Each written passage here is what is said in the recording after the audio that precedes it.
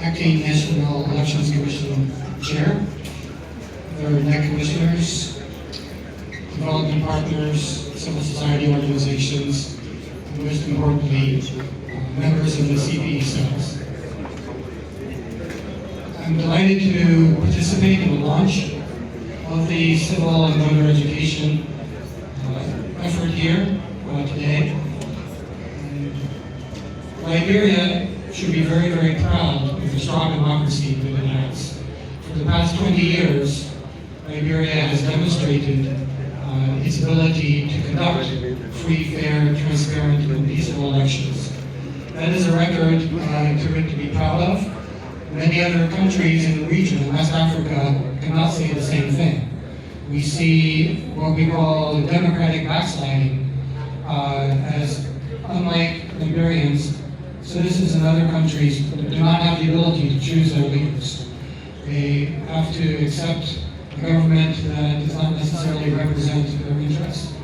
Liberia is different. Liberia has shown its strength in giving its citizens the ability to express themselves, freedom of press, freedom of expression, and the ability to choose leaders, to hold their leaders accountable, to make sure that they are serving the people. So Liberia can be proud, you all can be proud of that. However, for that to continue, we all have to work very, very hard. The NEC is working hard, has a lot of work to do in the next few months to ensure that Liberia continues to enjoy that precious democracy. I have lived in Liberia for a year and a half, and in that time I've seen the importance of the community organization and the organizations like the CVEs talking directly to the people and telling them what's happening, telling them what the truth is. When I first arrived here, we were in the middle of a global pandemic. Coronavirus was destroying not only people's lives, but the economies. And people in Liberia were afraid to get vaccinated. Vaccination was the solution to solve the pandemic, but Liberians were afraid. People said, if you take the vaccine, you'll die in 1 year. If you take the vaccine, you won't be able to have children. Or they're going to put a chip in your head or something, and people were afraid to get vaccinated.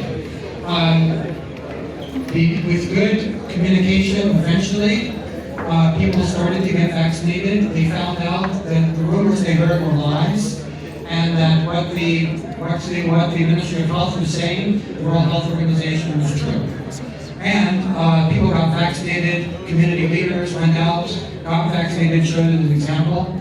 And Liberia then became one of the countries to lead in Africa with the highest rate of vaccination. So that shows what can be done in Liberia when the communities are involved, getting messages, communicating to the people. There was another example very recently of the national census. The national census ran into a lot of difficulties. People were lots of rumors, people didn't know what was going on.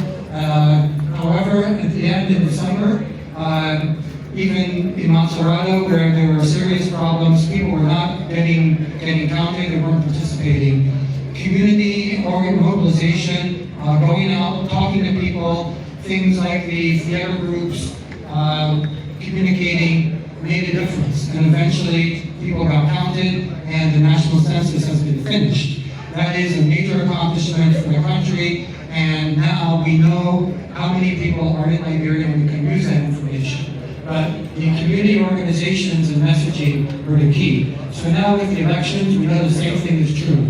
This is a very, very difficult and complicated process. Conducting voter registration is difficult, there are many challenges, but with the dedicated efforts of the NEC, supported by implementing partners, the development partners, the United States government is committed to working with NEC to support this effort, and by, most importantly, the civil voting cells, the education cells. You will make a difference in having people know the truth, know what to do, and not listen to rumors.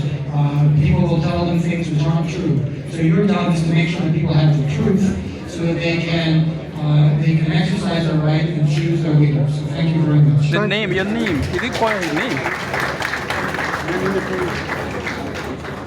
Thank you very much. You said, maybe